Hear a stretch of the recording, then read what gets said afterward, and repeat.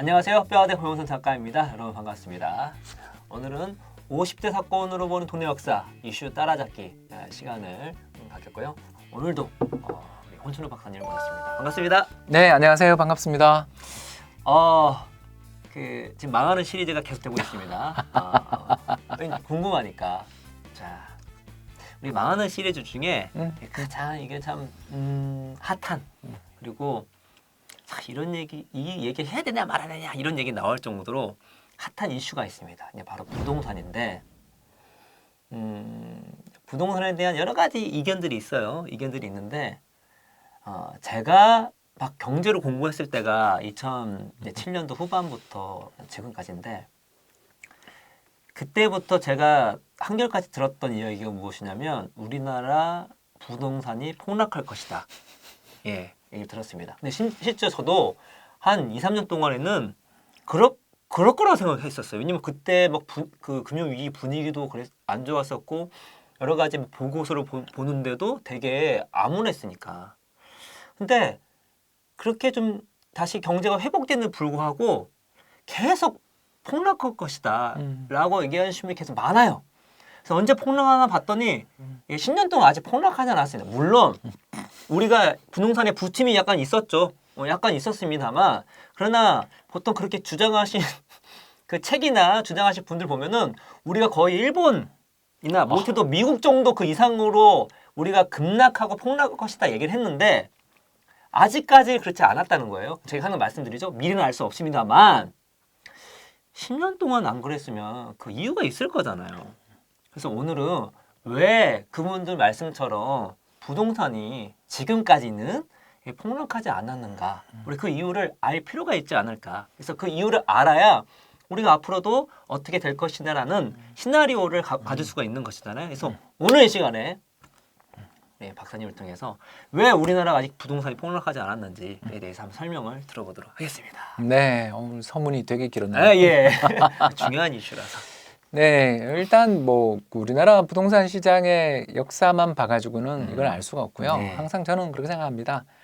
세계적인 차원에서 부동산이라는 자산 가격은 어떻게 움직이는가 이걸 좀 알아볼 필요가 있다고 생각되는데 카트리나 크놀 베를린 자유대학교 교수님이 2017년 AER 아메리칸 이코노믹 리뷰 세계 뭐 3대 경제지 혹은 4대 경제지 수장에 해당되는 뭐 여기에 이제 논문을 몇 편 실으시면 노벨 경제학상 후보가 된다 이렇게 생각하시면 되는 그런 탑 저널입니다.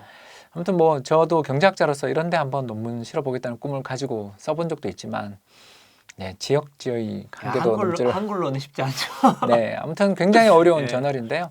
이 저널에 아주 유명한 논문이 하나 실렸는데 그게 바로 뭐였냐면 1870년부터 시작해서 1900년대를 거쳐 2010년대까지 한 150여 년에 걸친 전 세계 부동산 가격 지수를 개발한 겁니다. 그래서 이 부동산 가격 지수를 데이터를 또 이 카트리나 크놀 교수가 공개를 하세요. 그래서 그걸 다운 받아서 제가 이제 다시 지수를 만들어 봤는데 틀린 게 없더라고요. 그래서 보니까 대략 한 지난 100여 년 동안의 전 세계 부동산 시장에 두 가지 특징적 현상이 있다라는 것을 발견할 수 있었습니다. 첫 번째, 전 세계 주요국 선진국들은 부동산 가격이 우상향한다. 평균적으로 실질 부동산 가격. 실질 부동산 가격. 제가 뭐 어렸을 때 버스 타러 가면 30원 냈었던 기억이 있는데 실질 부동산 가격이라는 것은 물가를 그렇죠. 제거하고 그래서 버스 토큰 30원 내던 게 뭐 요새 1,200원, 1,300원 하잖아요. 그럼 물가가 한 40배 오른 거 아닙니까? 네. 그렇다면 집값이 40배 올라야 그냥 실질적으로 보면 현상 유지인 거죠. 그렇죠. 벌써 느끼신 분들 계실 겁니다. 제 고향 같은 경우는 20년째 집값이 전혀 안 오르고 있다라면 그 사이 어떤 일이 벌어졌냐면 명목 가격이 안 오른 거지 실질 부동산 가격은 물가 상승률만큼 떨어진 거 아니겠습니까? 그렇죠. 그렇게 파악해야 됩니다. 그래서 실질 가격이 중요합니다. 실질 가격. 네, 근데 실질 가격 기준으로 해서 지난 100년간 전 세계 선진국 부동산 가격은 평균 400% 정도 올랐다. 400%. 그러니까 인플레이션을 이기고 4배 정도 올랐다. 4배 정도. 그러니까 국민 소득의 증가 속도보다는 느리지만 꾸준히 오르는 자산이라는 게 바로 부동산이다. 이걸 일단 오늘 말씀드리고요. 두 번째, 예외가 하나 있다. 바로 일본입니다. 그래서 다른 나라는 평균적으로 한 4배 정도를 완만하게 올랐다면 일본은 에베레스트 산을 만들고 추락하고 혼자. 그래서 다른 나라는 한 4배 정도 올랐다라면 일본은 33배 오르고 반토막이 난 20년. 뭐 비교 대상이 될 수가 없겠네요. 뭐 혼자 넘사벽이네. 예, 뭐 멋진 나라죠. 대단. 예, 뭐 저런 부동산 시장도 있구나라는 예외가 돼서 그러니까 그래서 일본이나 비슷한 나라도 없단 말씀이시잖아요. 뭐 이제 찾아봐야죠. 아직까지는 지금까지 찾아본 바로는 예, 그러니까 100년짜리 데이터라는 게 선진국이잖아요. 네. 왜냐하면 우리 100년 전 그러면 그렇죠. 3.1운동. 그렇죠. 그렇네요. 예. 예, 그때 뭐 부동산 가격 지수가 나오기 어렵잖아요. 네. 뭐 식민지의 뭐 예. 농토가 대부분이에요. 도시화가 일단 돼야 뭐 집값 가격 지수가 나오죠. 그렇죠. 예, 그래서 이 도시를 구성하고 있는 좀 잘 사는 나라야 이제 집값 지수가 나온다라는 걸 가정을 두시고 발달된 선진국, 제조업이라든가 서비스라든가 혁신을 주도하는 세계적인 선진국 중에 일본 같은 나라는 없다. 이렇게 말씀을 드릴 수가 있겠고요. 그러면 이제 여기서 질문이 들어가죠. 왜 일본만 그렇게 됐나?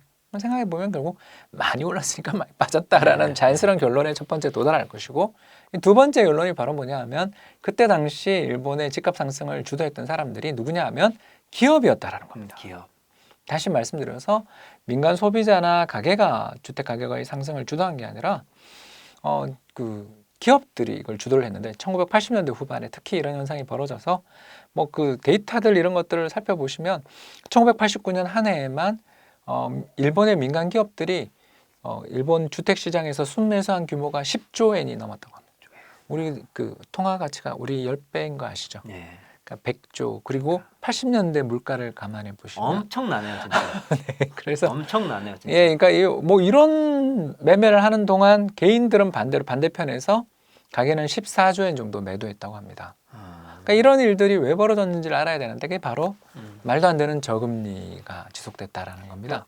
책에 여기 자세히 예, 그래서 일본 파트에서 네, 나오는데요. 일본 파트 자세히 말씀해 주셔야죠. 예, 그래서 뭐 간단하게만 말씀을 드리자면 말도 안 되는 저금리에서 기업들이 환율은 또 급락하니까, 그러니까 달러에 대한 엔화 환율이 급락하니까 반대로 수출해서 벌어들이는 이익이 별로 없으니까 국내 내수 쪽에 눈을 돌리면서 리조트라든가 빌딩 이런 걸 많이 지어서 경기 부양. 그렇죠. 일본 주택 시장은 주거용 주택 시장이 많이 오른 게 아니라 이 상업용 주택들이 네. 많이 올랐고 그게 일본 동경지역 기준으로 해서 고점 대비 90% 정도 빠졌습니다. 그래서 우리가 그 덕에 일본 기업들을 추격할 수 있었어요. 소니, 마츠시다, 산요, 도시바, 후지츠, 히다치 등등 지금 제가 이야기했던 이 수많은 기업 중에 지금 이렇게 옛날의 위용을 비슷하게라도 유지하는 기업이 단 하나도 없고 소니랑 파나소닉 정도만 그래도 좀 회사가 아직 괜찮다 정도지. 그 기업의 자산 가치가 뭐 폭락한 거니까. 그러니까 이게 부실화될 수밖에 없고 그래서 우리는 그 미국의 엔론 뭐 이런 회계분식 사건만 기억을 많이 하시는데 일본이 회계분식 사건이 말도 못하게 많습니다. 가장 대표적인 회사 한번 들어가면 올림푸스 같은 아주 유명한 그 의료 기자재 회사이자 카메라 회사로 유명한데 거기도 대규모 분식 사건이 있었고요. 또 도시바도 뭐 좀 안 좋은 일이 있었습니다. 그러니까 그 원전 샀다가 크게 고생하면서 지금 현재 세계에서 2위 정도의 위치를 차지하고 있는 낸드 플래시 메모리 지분을 팔기 위해서 동분서주하고 있는 그런 일들이 쫙 벌어진 이유가 일본 기업들이 이런 자산을 전부 부동산에 올인했다가 쫄딱 망했다. 마지막 세 번째는 이렇게 주택 가격이 폭락하고 있는 데다 대놓고 일본 정부가 집을 말도 못하게 지었다는 거죠. 경기 부양하겠다고. 공급을 엄청 때렸네요. 예. 예, 그래서 80년대 후반부터 90년대 중반까지 연평균 160만에서 170만 호를 지었는데요. 이게 얼마나 많은 물량인가를 우리 한번 계산해 보죠. 일본 인구 1억 2천만입니다. 자, 그러면 4천만에서 5천만 가구 정도가 되겠죠. 네. 그러면 4천만 가구라고 한다면 집이 40년을 살면 좀 리뉴얼을 하거나 새로 지어야 되겠죠. 그죠? 네, 그렇죠. 그러니까 오래된 집들 우리나라 알잖아요. 뭐 어디 배관이 터졌네. 뭐 건물 문제가 생겨서 사람들 막 퇴거하고 하는 사태 그렇죠. 벌어진 거 네, 기억나시죠? 네, 그러니까 이런 일들을 피하기 위해서는 한 40년에 한 번 정도는 집을 새로 개축을 해야 되니까 4천만 호가 있다고 한다면 1년에 집을 지어야 되는 호수는 대략 40년에 한 번 새로 짓는다고 가정하더라도 100만 호 정도. 여기에 도시화율이 일본은 이미 선진국이니까 더 높아질 수도 없으니까 지방에서 도시로 모여드는 사람도 없으니까 거기서 더 지을 필요도 별로 없죠. 그런데 그렇죠. 10년 동안 160만 호, 그러니까 한 600만 호 정도의 과잉 공급이 누적된 거죠. 이건 버티기가. 예, 그래서 이제 26년 연속 집값이 빠지다가 지난해 처음으로 27년 만에 일본 집값이 상승했는데 그 집값 상승한 것도 살펴봤더니 동경 집값만 상승하고 다른 지역 집값들은 아직도 못 오르는 가운데 동경 집값만 특히 어디 위주로? 예, 그 지진에도 튼튼하게 잘 지은 맨션, 우리의 아파트 위주로 집값이 급등하는 그런 일이 벌어진다고 해요. 그래서 뭐 잃어버린 20년 이런 나온 그렇죠. 하나가. 그러니까 이런 사례에서 보는 것처럼 우리 두 가지 교훈을 얻었죠. 첫 번째, 집값이 일본처럼 몇십 배, 뭐 수배 이렇게 단기간 급등하면 이건 조심해야 됩니다. 집값이라는 게 그렇게 오르기 어렵죠. 왜냐하면 사람의 소득이라는 게 사실 뒷받침돼야 집값이. 그리고 다른 선진국 뭐 100년 때렸더니 뭐 4배 뭐 아니 400% 올랐다면서요, 실제. 4배 맞죠. 근데 혼자 30배 올랐으니까 이거 뭐 비교가 안 우리가 이제 되네. 그렇게 오르면 조심해야 되는 거고요. 이제 두 번째, 또 중요한 게 뭐냐면 공급이었죠. 그죠, 우리? 네, 기억나시죠? 그렇죠. 예. 그래서 주택 시장의 공급이 굉장히 많이, 예를 들어서 우리나라가 기억나시죠? 88년부터 시작해서 1990년대 초반까지 국민주택 200만 호 건설, 그렇죠. 아예 그런 것처럼 우리나라 인구가 일본의 뭐 절반도 안 되는데 우리나라 2천만 호 정도 됩니다. 우리나라가 집값이. 그러면 2천만 호라면 한 40년마다 집을 새로 교체해주는 교체 수요만 있다. 왜? 우리도 이제 도시화는 끝났으니까. 그러면 연으로 대략 공급해줘야 되는 새로운 집이 한 40만, 50만 호 정도인데 그걸 많이 넘어가면 조심해야 되는 거죠, 우리도. 왜냐? 공급 과잉이 올 수 있어요. 그렇죠. 예. 자, 그런가? 뭐 최근 정부가 3기 신도시 개발 계획을 발표하고 있습니다. 네. 뭐 인천 지역 일부 인천, 지역의 네. 근처라든가 아니면 고향 일산 쪽에 예. 대규모 택지 단지를 조성한다는 발표가 있었는데 이게 왜 그러냐면 주택 공급이 너무 부족하다라는 지적 때문에 최근에 이루어지고 있는 걸 아실 거예요. 그래서 이 사항의 이야기를 종합해 보면 한국이 뭐 지난 10년 사이에 주택 가격 지수 뭐 아니면 감정원의 주택 가격 지수도 좋습니다만 주택 가격 지수가 뭐 수백 퍼센트 아니 수십 퍼센트라도 상승했는가 일단 한번 살펴보시고요. 두 번째, 우리나라 주택 공급이 그렇게 과도하게 연 수요가 한 4, 50만 호 정도가 개축 수요가 있다고 한다면 그걸 넘어설 정도의 어마어마한 공급 과잉이 최근에 존재했는지 이런 걸 살펴보면 우리나라 주택 시장이 왜 붕괴되지 않았는지에 대한 답을 좀 얻을 수 있지 않을까. 결국 주택 가격이 많이 올랐는가? 더 나아가서 집이 너무 과잉인가? 근데 이제 그게 핵심인 것 같아요. 실제로는 우리가 많이 안 오른 거잖아요. 그러니까 명목은 오르죠. 그러니까 명목 실질 가격이 중요하잖아요. 그렇습니다. 근데 뭐 뉴스나 이렇게 들어보면은 뭐 그러니까 그 지역적인 사건들이 딱 그걸 끄집어내 가지고 분명히 어떤 데는 급등할 수도 있으니까 그런 뉴스를 보면은 실제로 우리 전반적으로 부동산이 다 올랐을 것 같은데 실제 데이터를 때려 보면은 그렇지 않다는 말씀이시잖아요. 그러니까 제 고향 이야기. 예. 20년째 제 모 광역시가 고향인데요. 20년째 저희 부모님 집은 10%도 안 올랐습니다. 그럼 같은 기간에 우리나라 물가가 못 올라도 한 2배는 오른 것 같지 않습니까? 왜냐하면 외환위기가 있었을 때 그때 환율 급등 때문에 물가 급등했으니까. 그렇죠. 그리고 우리가 지금 일본처럼 집값이 많이 올랐는가? 그렇지는 않습니다. 그렇지 적어도 네. 믿을 만한 주택가격 지수가 발표된 1986년 이후 KB에서 만든 주택가격 지수 그리고 네. 최근에 또 2000년대 중반부터 정부에서 만들고 있는 실거래가 지수 등 네. 다양한 주택가격 지수의 흐름을 살펴보면 주택가격이 인플레이션 수준을 크게 넘어설 정도로 다시 말해서 실질 가격이 몇 배 상승하는 그런 급등장을 확인하기는 어렵다. 이렇게 말씀드릴 수 있겠습니다. 그렇죠. 그래서 일단 뭐 미래는 알 수 없지만 지금까지 부동산 폭락이 없었던 이유는 말씀하신 그러한 근거를 통해서 우리가 알 수가 있는 것이죠. 그러니까 일본 같은 경우에는 그야말로 지금 다른 선진국 400% 오를 시기에 혼자 30% 30배, 그러니까 3000% 오른 거죠, 맞죠? 맞습니다. 네. 때문에 그 이제 후폭풍이 26년. 와서 20년 동안 왔던 건데 우리는 일본과냐 전혀 그렇지가 데이터상은 일본과가 아니라고 우리가 확인할 수 있는 부분인 거고 그거를 확인했을 때 그 소위 그 일부 전문가들이 우리가 부동산이 폭락한다고 말을 하지만 지금까지 우리가 폭락하지 않은 이유를 거기서 찾아볼 수가 있다라고 정리를 할 수가 있겠다는 생각이 듭니다.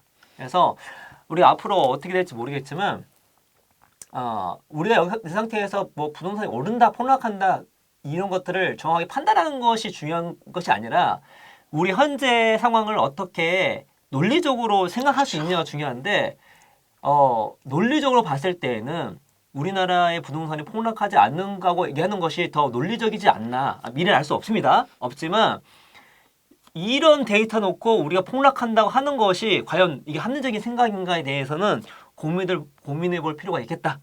네. 라는 정도 우리가 정리해 볼 수 있겠다는 생각이 듭니다. 그래서 이 내용들을 갈무리 하시면서 부동산의 어떤 흐름들을 판단했으면 좋겠고요. 이건 좀 번외 얘기인데요. 이건 진짜 박사님 상관없는 거예요. 제 생각이에요. 가짜 수도 있어요. 근데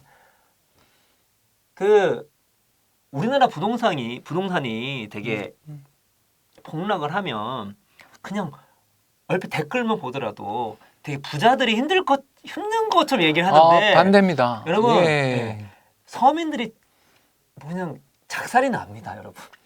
여러분 부동산이 무너지는 순간 이거는 역으로요. 어떤 모든 자산 가치 같은 경우는 또 반대 극부도 있기 때문에 부자인 사람들은 이 여유 자금이 있기 때문에 나중에 이게 상승기 때 그걸 살 수 있는 여력이 생기지만 일반인들 그냥 그 상태에서 망하는 거예요. 왜냐하면 부동산이 급락하면 내수가 어떻게 되겠어요? 그리고 더군다나 그 부자들은 돈이 많으니까 빚을 안 주고 살 수 있잖아요. 그렇죠. 핵심이 이거예요. 부채를 대부분 중산층들이 힘들게 빚을 져서 집을 마련하는 건데 부유층들은 여러 채를 가지고 있다는 이야기가 정부의 대출 규제에 직격탄을 받기 때문에 그 사람들은 대출 그렇게 많이 못 받거든요. 결국 여윳돈으로 사는 사람이 많아요. 그렇죠. 그리고 또 우리 간혹 부채를 할 때 자산을 생각하지 않는 경우가 있잖아요. 맞습니다. 부채 절대량을 보면 부자들이 많은 것 같죠. 근데 자산 절대량이 훨씬 더 많은데 우리 그걸 놓치는 경우가 많이 있어요. 그래서 우리가 간혹 이렇게 말씀하신 분이 있어요. 부동산이 뭐 간혹 폭락해야 뭔가 우리의 어떤 무슨 뭐 경제 정의가 실현되는 듯한 이상한 말을 하신 분들이 있는데 그런 말은 하시면 안 됩니다. 예. 그래서 우리가 미래는 우리의 당위와 상관없이 변하겠지만 우리가 부동산이 힘들어지면 실제로 힘든 사람들은 서민이라는 거, 중산층이라는 거 우리가 잊지 말아야 된다는 생각이 듭니다. 이렇게 냉정하게 볼 수 있어야지만 그게 좀 교양 있는 시민이 아닐까라는 저만의 말씀을 드리면서 우리 대한민국 경제가 부침은 있겠지만 그래도 큰 어려움 없이 이렇게 딱 성장해 나갔으면 좋겠다는 생각이 듭니다. 네. 그래서 오늘 이야기는 이것으로써 마치도록 하겠습니다. 선생님 감사합니다. 감사합니다.